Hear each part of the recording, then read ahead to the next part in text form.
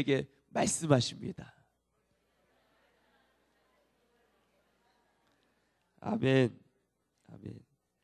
우리 가운데 말씀으로 임하실 주님을 찬양합니다. 함께 묵상하실 하나님 말씀, 은혜 받으실 하나님 말씀은 골로새서 1장 13절에서 14절까지의 말씀입니다. 골로새서 1장 13절 14절까지의 말씀입니다.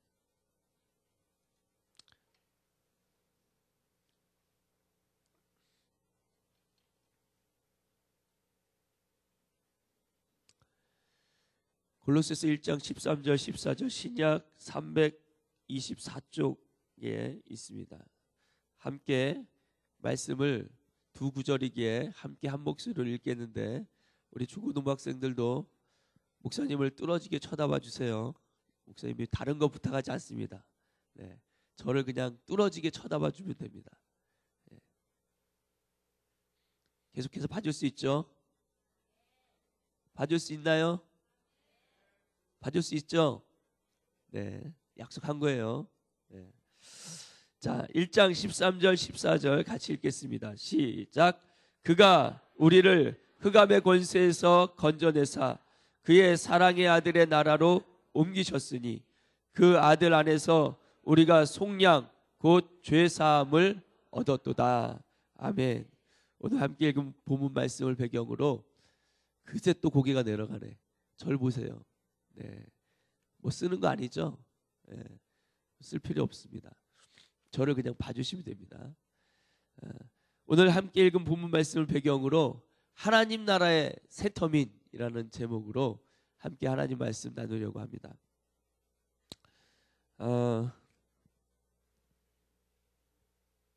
지난 목요일에 제가 1년 전부터 알게 된 우리 북한에서 탈북해 내려오신 새터민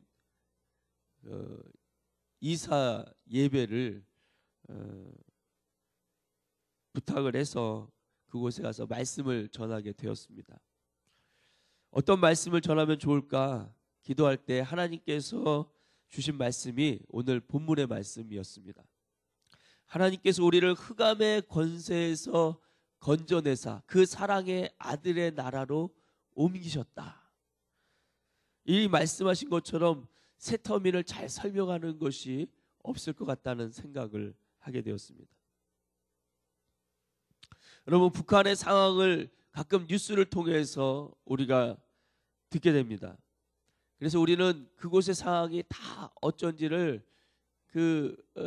실감을 하지는 못합니다. 그러나 북한 땅의 삶이 얼마나 척박하고 고통스러운 것인지 우리는 조금이나마 막연하지만 알고 있습니다.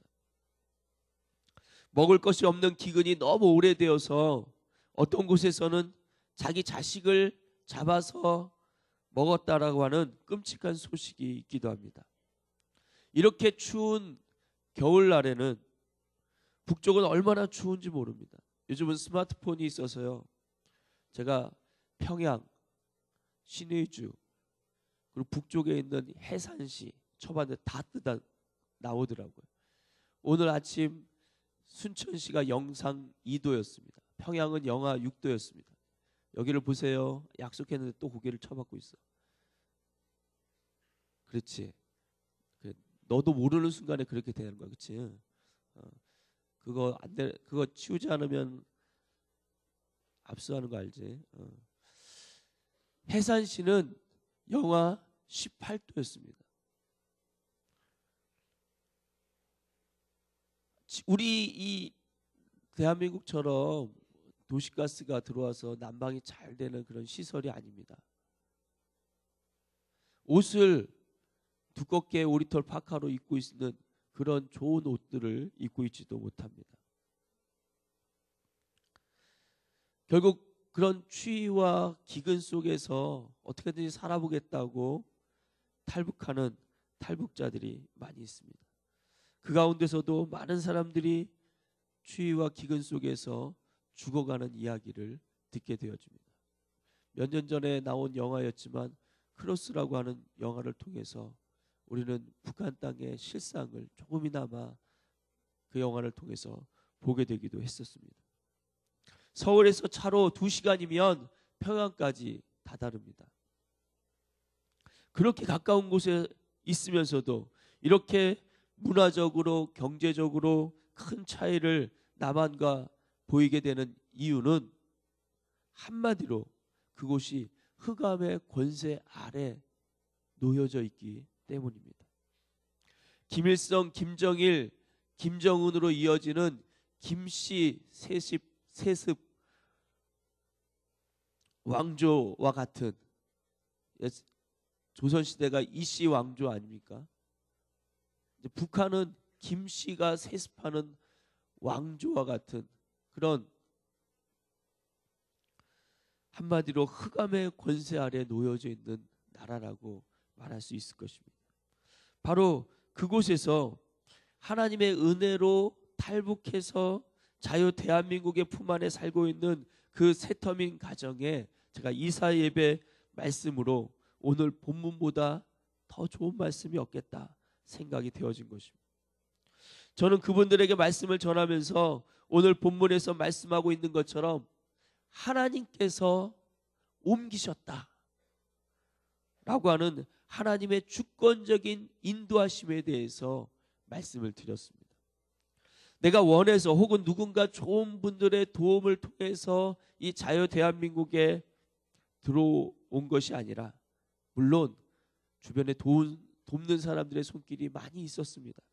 그러나 사실은 그 사람들의 손길을 통해서 하나님이 행하셨다는 것입니다. 하나님이 옮기셨다는 것, 그것을 깨닫게 될 때 새터민으로서 한국에 정착해서 사는 그 삶 속에서도 하나님의 도우심과 보호하심을 기대할 수 있게 된다는 것입니다. 더 나아가서 이 땅으로 옮겨 놓으신 하나님의 특별한 계획하심을 그가 분명하게 깨닫게 될 때 그 하나님의 계획하심 가운데 자신의 삶을 드릴 수 있게 된다는 것을 말씀을 드렸습니다. 특별히 함께 탈북한 아이가 이제 초등학교 4학년이 되는데 이 아이를 통일 한국의 일꾼이 되게 해달라고 기도하시라고 말씀을 드렸습니다. 여기를 보세요.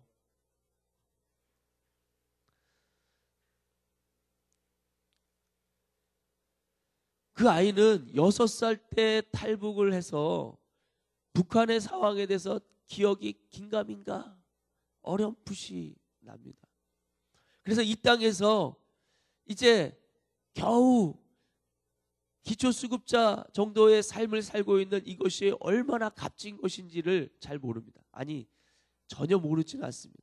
왜냐하면 이사하기 바로 직전에 그냥 일반 주택에 살았는데 가스가 들어오지 않고 그냥 일반 가스를 이렇게 난로로 피워서 난방을 하는 그런 집에서 1년 동안 살았던 거예요. 추운 겨울을 지냈습니다. 그런데 이제 새로운 아파트로 이사해서 보일러 틀기만 하면 5분 이내로 방이 훈훈해지고 반팔을 입고 반바지를 입어야 될 정도로 그렇게 따뜻한 겁니다. 방은 비록 12평, 13평밖에 안 되는 조그만 방이었지만 그것이 너무나 행복해서 아침에 이 아이가 일어나자마자 엄마에게 이렇게 얘기했답니다. 이 집 진짜 우리 집이냐고. 여기 이제 우리가 이 집에서 계속 살아도 되는 거냐고.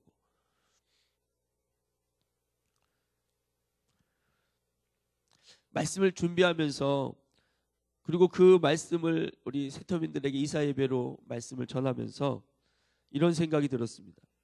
사실 흑암의 권세에서 하나님께서 우리를 건져내서 그 사랑의 아들의 나라로 옮기신 것이 육체적으로 이 자유 대한민국에 옮기신 것이 맞지만, 만약 그것이 그것으로만 끝난다면, 영적으로 이 아들의 사랑의 나라가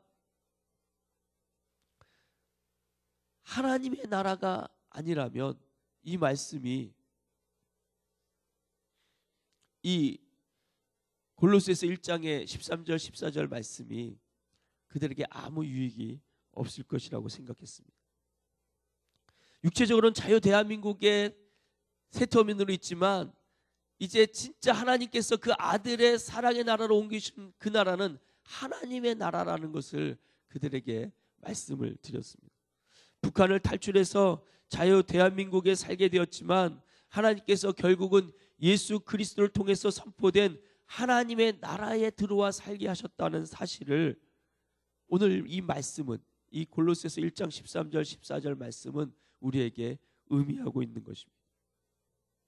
그런데 만약 하나님이 나를 옮겨주셨다는 것이 이 세상의 자유 대한민국으로만 생각한다면, 그래서 이 땅에서 잘 먹고 잘 살려고 아등바등 하며 사는 것으로 끝난다면 그 세터민을 이 땅으로 인도해 주신 하나님의 뜻이 아닐 것입니다.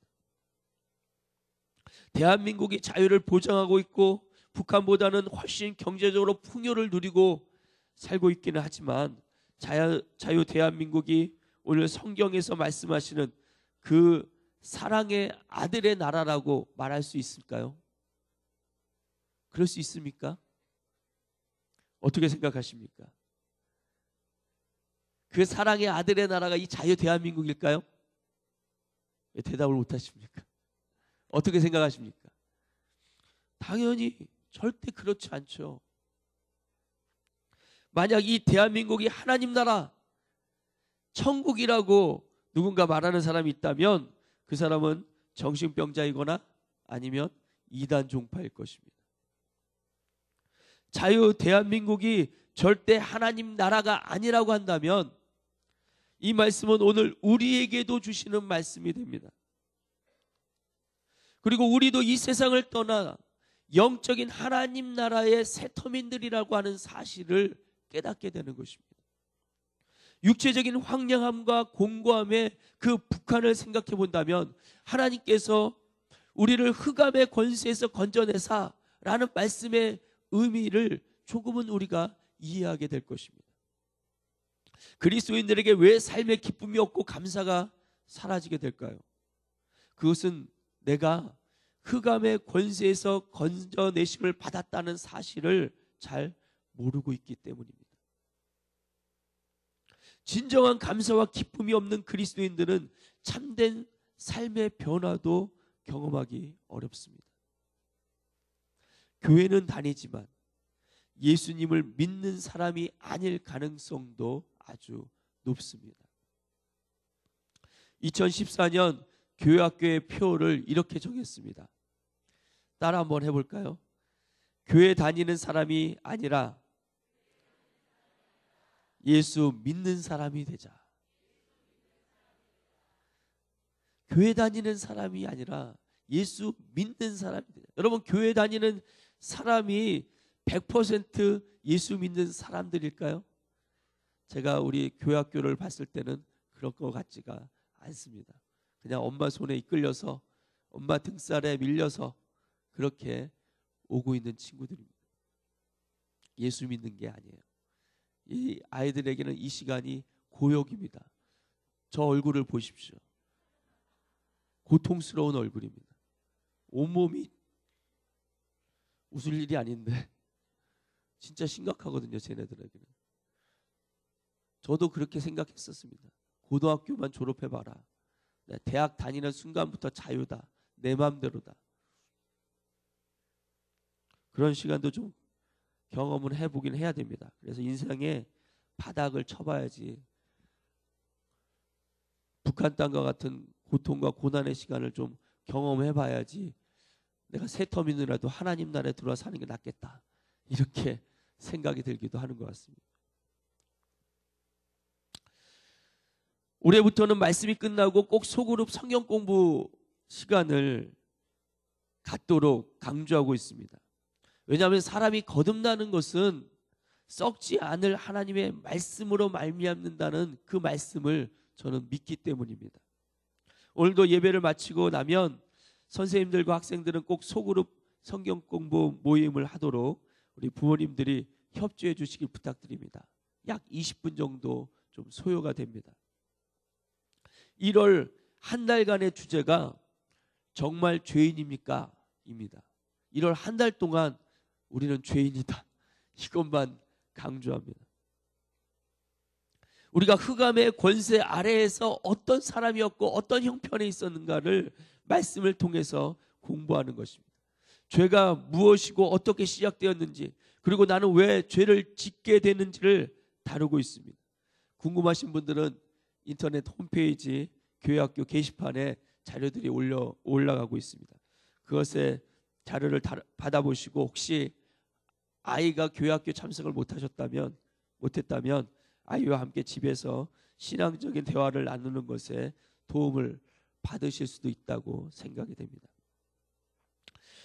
그 첫 번째 시간에 주제가 예수님 믿는 사람입니까? 라는 질문이었습니다. 그 주제에서 이런 이야기를 나누었습니다. 우리 주위에 교회 다니는 사람이 많습니다. 그러나 교회 다니는 것이 예수님을 믿는 것은 아닙니다. 예수님을 믿는 사람 중에 교회를 다니는 사람은 100%지만 교회를 다니는 사람 중에 정말로 예수님 믿는 사람은 몇 퍼센트 될까요? 아주 적다는 것입니다. 많은 학생이 친구들과 함께 밥을 먹는 자리에서 식사 기도를 못하겠다고 합니다. 하지만 예수님은 믿는다고 합니다. 많은 학생이 혼자 있을 때는 야한 동영상이나 음란한 행동을 합니다. 하지만 예수님은 믿는다고 합니다. 많은 학생이 학교에서 왕따를 시키거나 미워하는 친구들이 있습니다. 하지만 예수님은 믿는다고 합니다. 많은 학생이 자신을 낳아주고 길러주신 부모님을 죽일 만큼 미워합니다. 하지만 예수님은 믿는다고 합니다. 예수님을 믿는다면서 이성 친구와 음란한 행동을 아무렇지 않게 하는 학생도 있습니다. 예수님을 믿는다면서 보는 사람이 없으면 남의 물건을 아무렇지 않게 훔치는 사람도 있습니다. 예수님을 믿는다면서 다른 사람을 판단하고 정죄하고 비난하는 일을 멈추지 않는 사람들이 있습니다. 진짜 예수님을 믿는 것일까요? 예수님은 나더러 주여 주여 하는 자마다 다 천국에 들어갈 것이 아니요라고 말씀하셨습니다. 주여 주여라고 하는 고백이 전부 성령님에 의해서 드려지는 고백이 아니라는 것입니다. 범죄를 행하고 하나님의 뜻과는 전혀 상관없이 살면서 입으로만 주여 주여 하는 고백도 있다고 말하는 것입니다. 그러니까 믿음에는 가짜도 있다라는 말씀입니다. 진짜 믿음은 나를 변화시킵니다. 나를 변화시킬 수 없는 믿음은 가짜입니다. 내가 들은 복음이 나를 변화시키지 못했다면 그것은 복음이 아닙니다. 내가 만난 예수님이 내 삶을 변화시키지 못했다면 나는 아직 예수님을 만나지 못한 것입니다. 우리의 삶이 바뀌지 못하는 이유 중에 가장 큰 이유는 자신이 정말 죄인인 것을 깨닫지 못했기 때문입니다. 예수님을 만난 모든 사람은 자신이 죄인임을 고백했습니다. 죄를 깨닫는 것이 영적 생명의 시작인 것입니다. 거듭남의 시작입니다. 십자가의 능력은 우리가 십자가 앞에서 얼마나 큰 죄인이라는 것을 깨닫게 하는 데 있습니다. 자기가 얼마만큼 죄인인지를 깨닫는 것이 거듭남의 시작인 것입니다. 하지만 많은 그리스도인이 자기가 죄인임을 고백하지만 정말 자기가 어떤 죄인인지, 얼마나 큰 죄인인지에 대해서는 잘 알지 못합니다.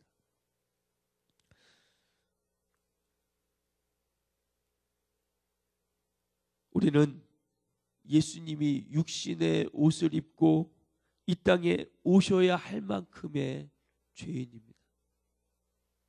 우리는 예수님을 십자가에 못 박혀 죽게 해야 할 만큼의 죄인입니다.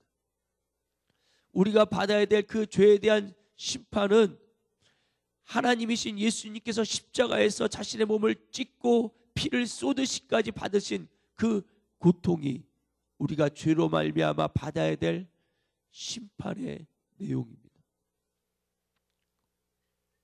많은 그리스도인들이 예수 믿기 이전에 나에 대해 잘 모르고 있습니다. 그래서 삶의 변화와 성숙이 없는 것입니다. 삶의 참된 변화와 성숙은 내가 예수 믿기 이전에 내가 어떤 죄인이었는가를 아는 것에서부터 시작한다는 것입니다.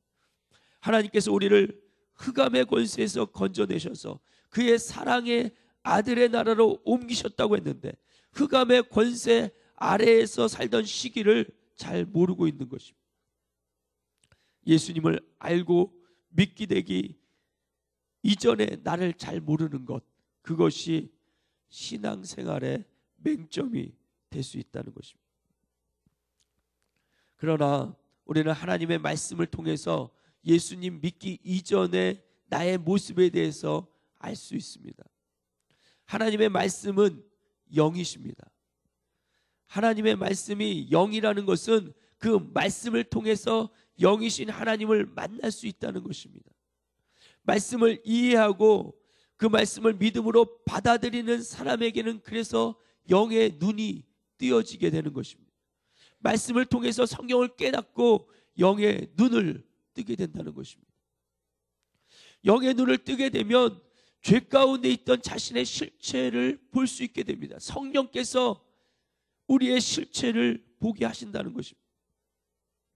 하나님의 말씀은 우리가 죄 가운데 어떤 인생들이었는지를 분명하게 말씀하고 있습니다. 로마서 3장 9절에서 18절에 하나님이 이렇게 말씀하십니다.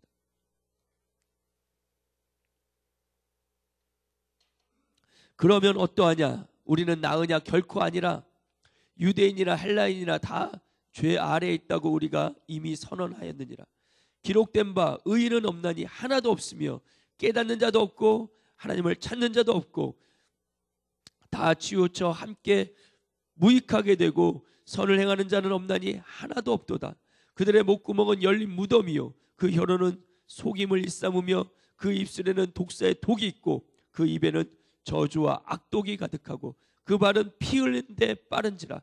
파멸과 고생이 그 길에 있어 평강의 길을 알지 못하였고 그들의 눈앞에 하나님을 두려워함이 없느니라. 죄인들의 특성입니다. 그런데 우리가 다 이 죄 아래 갇혀져 있었다고 성경은 말하고 있는 것입니다. 에베소서 2장 2절에서 3절에 이 죄에 대한 결과를 이렇게 말합니다. 한번 같이 읽겠습니다. 시작. 그때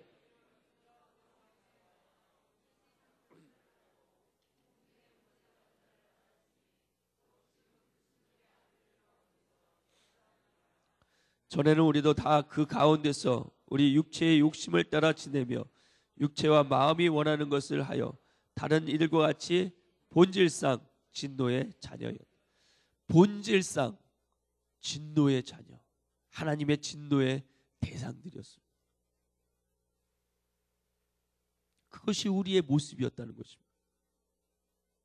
어떤 사람은 아직도 예수님을 믿는다고 말은 하지만 삶의 변화와 열매가 없습니다. 믿음은 있지만 행함은 없기 때문, 믿음은 있다고 하면서 행함은 없습니다. 그런 믿음을 성경은 죽은 믿음이라고 이야기합니다. 죽은 믿음으로는 구원을 얻을 수가 없습니다. 야고보서 2장 14절에 내 형제들아 만일 사람이 믿음이 있노라 하고 행함이 없으면 무슨 유익이 있으리요? 그 믿음이 능히 자기를 구원하겠느냐? 구원할 수 없다는 거죠. 26절에 영혼 없는 몸이 죽은 것 같이 행함이 없는 믿음은 죽은 것이니라. 죽은 믿음으로는 우리의 영혼을 거듭나게 할 수가 없는 것입니다.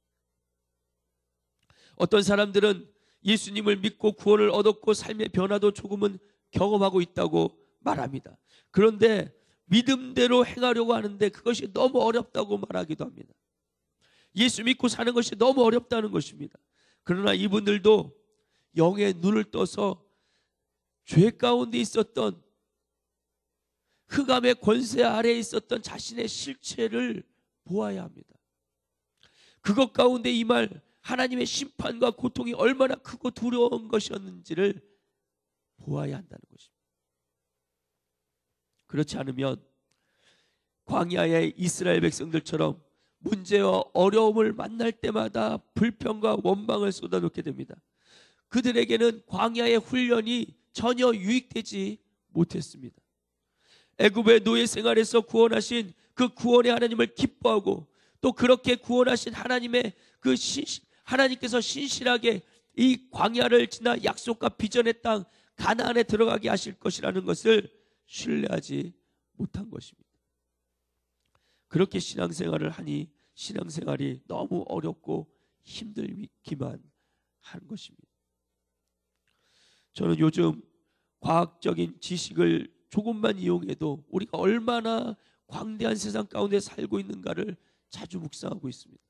왜냐하면 이 광대한 우주는 광대하신 위대하고 놀라우신 하나님의 그 광대하심을 표현하고 있는 것이기 때문에 우주를 묵상할 때마다 그 우주보다 크신 하나님 도대체 얼마나 크고 위대하신 것인가 생각하게 되어집니다.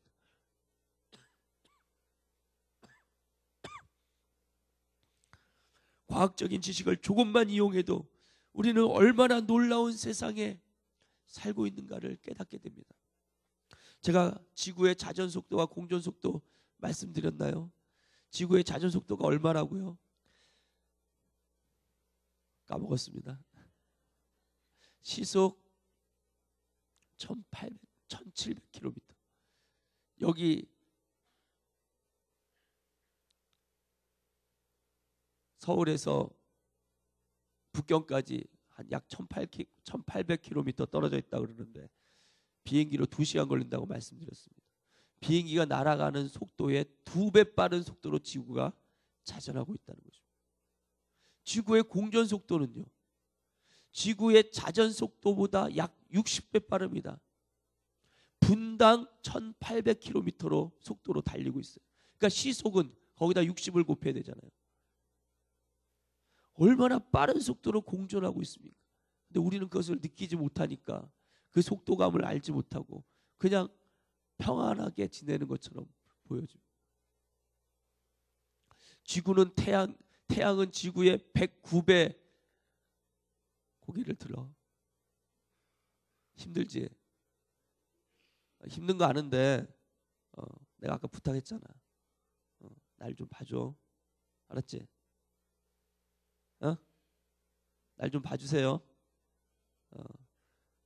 봐줘.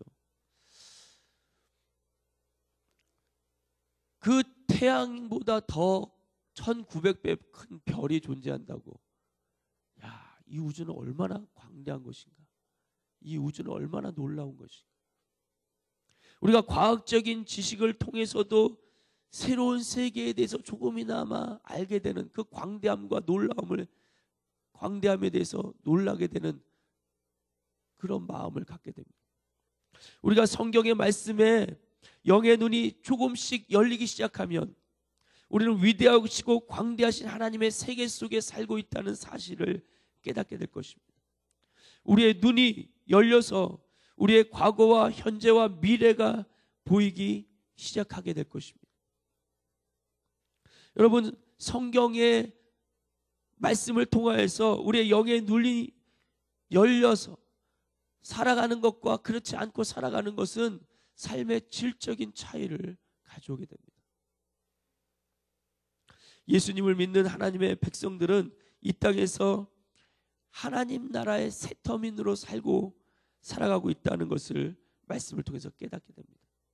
성경은 그것을 일컬어서 나그네 인생이라고 말씀하고 있습니다. 그러나 그냥 나그네가 아니라 하나님 나라 백성으로 이 땅을 살아가는 나그네입니다. 여러분, 이 세상은 영원하지 않고 또 이곳에서 우리에게 참된 기쁨과 만족을 얻을 수도 없습니다. 그런데 예수님과 함께 이곳에 하나님의 나라가 임하였다라고 성경은 말씀합니다. 나는 이제 이 땅에 속한 사람이 아니며 하나님 나라의 백성으로 살게 되는 것입니다. 세상에서 살지만 세상에 속한 사람이 아니라 우리는 하늘에 속한 사람, 하나님 나라의 백성으로 이 땅을 사는 하나님 나라의 새터민 같다는 것입니다. 우리는 그분의 주권과 통치 가운데 살도록 부르심을 받은 것입니다. 그러므로 하나님의 백성들은 이 땅에 임하신 하나님 나라를 선포하는 삶을 살아야 합니다. 어떻게 하나님 나라를 선포하며 살아갈 수 있습니까? 이것이 우리의 기도 제목이 되어야 합니다. 어떻게 내 삶을 통해 내 말과 행동을 통해 하나님 나라를 선포하며 살 것인가? 이것이 내 삶의 기도 제목이 되어야 될 줄로 믿습니다. 또한 하나님의 백성들은 이 땅에 완전하게 임하실 하나님 나라를 선포하며 살아야 합니다. 하나님 나라는 예수 그리스도가 십자가의 죽음과 부활 사건으로 이 땅에 이미 시작되었고, 이제 하나님 나라의 완성이 가까운 시대에 살고 있습니다. 예수님이 재림하여 다시 오실 그때에 하나님 나라는 완성될 것이라고 성경은 말씀하고 있는 것입니다. 우리는 그의 백성으로 하나님 나라의 완성을 기다리고 준비하는 인생을 사는 것입니다. 우리는 기도와 찬양을 통해서 하나님의 때가 차고 그분이 이 땅의 심판자로, 이 세상의 왕으로, 우리의 신랑으로 다시 오실 날을 기다리며 준비하는 것입니다. 만약 우리가 이것을 믿고 있지 않는다면 우리는 하나님 나라의 백성이 아닌 것입니다. 육의 눈에 잠겨서 영의 눈을 뜨지 못하고 있는 사람인 것입니다. 하나님의 말씀을 통해서 우리의 영의 눈이 뜨이기를 예수님의 이름으로 축원합니다. 눈이 나쁜 사람이 잘 볼 수 없기 때문에 걷는 것과 뛰는 것, 혹은 책을 읽고 사문을 분별하는 것을 어려워할 수밖에 없습니다. 눈이 나쁜 상태로 세상을 살기가 쉽지 않은 것과 마찬가지로 영의 눈을 뜨지 못하고는 하나님 나라를 볼 수가 없습니다. 영의 눈이 나쁜 사람들은 말씀의 안경을 써야 합니다. 말씀을 통해서 영의 세계를 볼 수 있어야 합니다. 오늘 흑암의 권세에서 그 사랑의 아들의 나라로 옮겨주신 하나님, 그 하나님을 나의 하나님, 내가 믿는 하나님이라고 고백한다면 우리가 흑암의 권세 아래서 어떠한 죄인이었는지를 깨닫고 내가 하나님 나라의 백성으로 이 땅 가운데 어떻게 살아야 될지를 깨달을 수 있는 저와 우리 모든 성도님들 되시기를 예수님의 이름으로 축원합니다. 기도하겠습니다.